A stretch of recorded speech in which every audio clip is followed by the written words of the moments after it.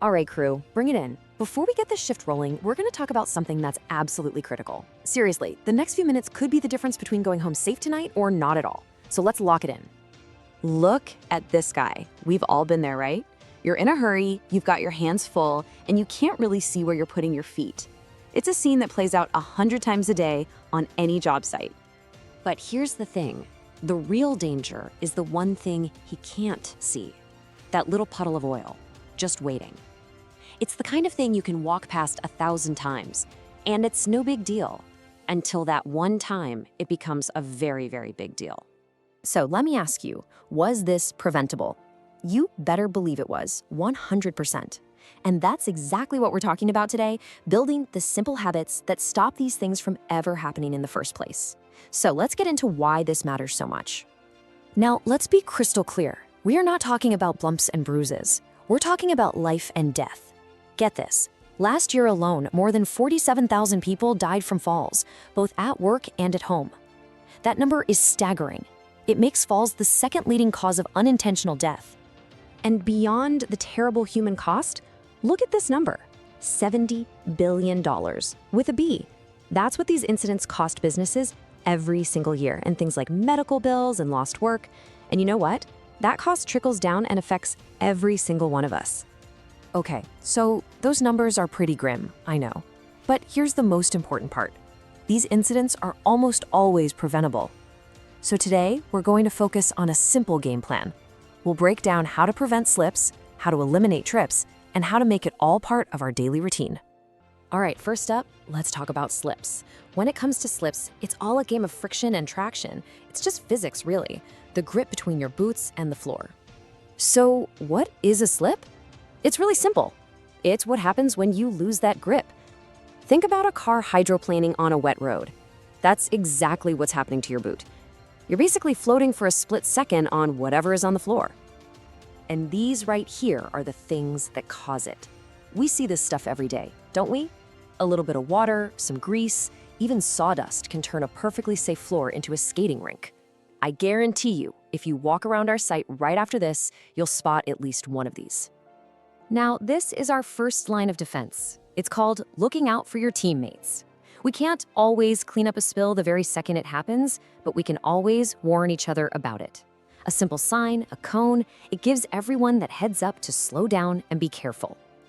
So what's your part in this? What can you do today on this shift? Here's your action plan. It's 4 simple things. 1, see a spill, clean it up right away. 2, can't clean it immediately? Mark it, no excuses. 3, check your gear. Are the soles on your boots shot? That's your traction, that's critical safety gear. And 4, maybe the most important, slow down. Rushing is a recipe for getting hurt, period. Okay, on to part 2, trips.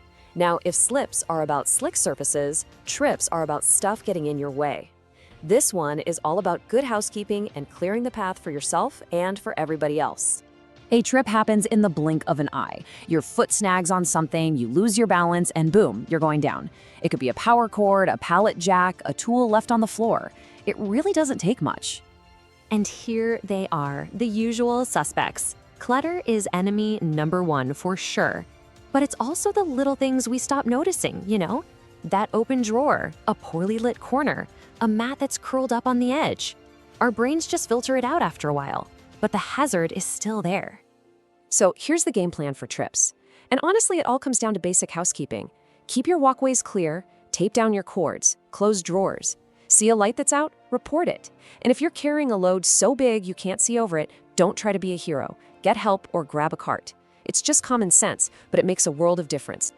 All right, let's pull all this together into our daily safety plan. Because preventing these accidents isn't just one person's job. It's about building a culture where every single person on this team is looking out for everyone else. Look, safety is a partnership. It's a two-way street. Management's job is to give us the right training and keep the site maintained. But we have a huge responsibility too.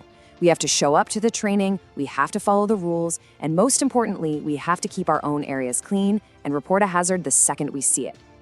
And making this a habit doesn't have to be some big, complicated thing. We're talking about taking just 1 minute, 60 seconds, at the start of your shift to just look around, to really see your work area, It's incredibly powerful. This is basically the mental checklist we should all be running through. Before you start work, just do a quick scan. Are my walkways clear? Are there any spills? Are cords out of the way? Is the lighting good? If the answer to any of those is no, then that becomes priority number one. We fix it before we start. If you remember only one thing from today, make it this. This is our mantra. This is the mindset. If you see a hazard, you own it. If it's something small you can fix safely, then fix it. If you can't, you report it right away. Never, ever just walk past and assume somebody else will take care of it. I want to leave you with this final thought. We're talking about really small things here. A little puddle, a cord on the floor, a box in a hallway. But one of these tiny, seemingly insignificant things can change a person's life forever. It could be your life or the life of the person working right beside you. All right, so let's boil it all down. What are the big takeaways? Slips are about traction, so keep things clean and dry. Trips are about obstacles, so keep your pathways clear. Always look out for yourself and your team. And finally, say it with me, see it, fix it, or report it. That's it, team. Let's make today a safe day and a productive day. If you ever need a refresher on this stuff, you can find this training and more from HSEstudy. All right, let's get to work safely.